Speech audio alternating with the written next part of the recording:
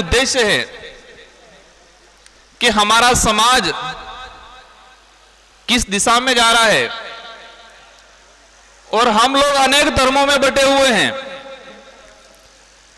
तो आज का जो उद्देश्य है कि 2021 की जो जनगणना हो रही है, उस जनगणना में आदिवासी समुदाय के लिए अलग से धर्म कॉलम होना चाहिए।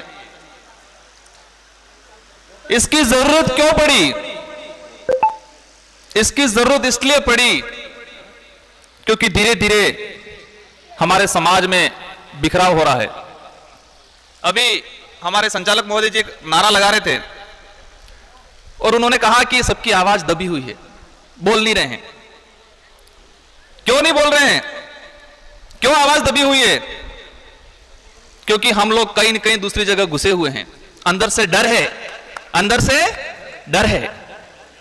हम मनुवादी विचारधाराओं की किताबें पढ़ पढ़ के और अनेक धर्मों के अध्ययन कर करके वहां हम घुस घुस के हम दब गए हैं। तो इस दबी हुई आवाज को बुलंद करने के लिए बहुत बड़ा संघर्ष करना पड़ेगा, और इस संघर्ष की आज ये कड़ी है, और इसमें आप सभी लोग पहुंचे। हमारा यहां पर आने का सार्थक कब होगा? ये सभी राज्यों से आए हैं, अपनी अपनी बात रख रहे हैं। हम आदिवासी समुदाय में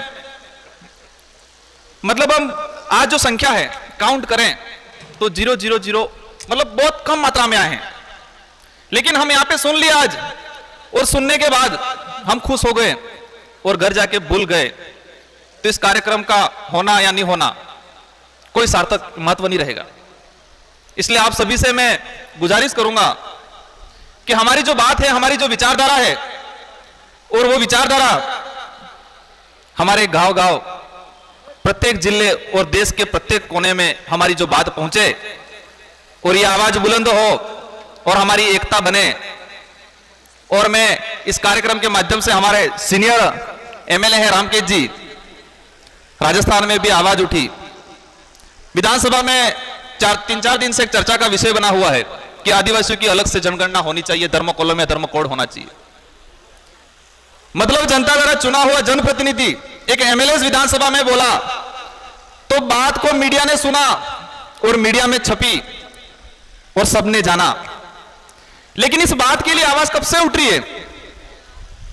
हम 1931 की जनगणना में कह रहे हैं हमारे लिए अलग से व्यवस्था थी, 1941 तक रही, 51 तक रही।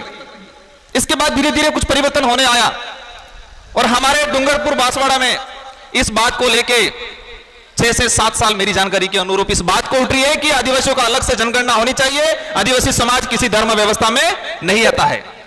लेकिन आज तक ये बात मीडिया में नहीं उछली। हम भी विधायक बन के आए थे, आते ही हमने आदिवासी समाज की बात की। आदिवासी समाज किसी धर्म व्यवस्था में नहीं आता है, आदिवासी समाज न हिंदू है न ईसाई है। तो लोगों ने आरोप लगाया, हमको यहां तक भी बोल दिया था कि ये तो नक्सली है। मतलब आदिवासी समाज की बात करना क्या गुनाह हो गया?